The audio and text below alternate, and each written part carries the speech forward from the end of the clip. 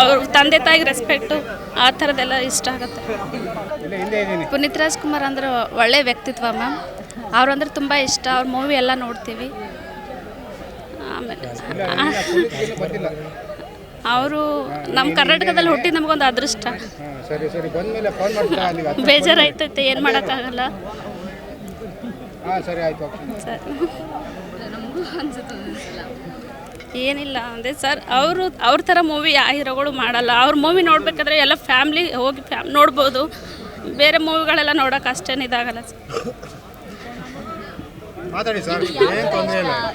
ಇದು ಟಿವಿ ಇದು ಅಂದರೆ ಎಷ್ಟು ವರ್ಷದಿಂದ ಅವ್ರ ಸಿನಿಮಾಗಳನ್ನ ನೋಡ್ತಿದ್ದೀರಾ?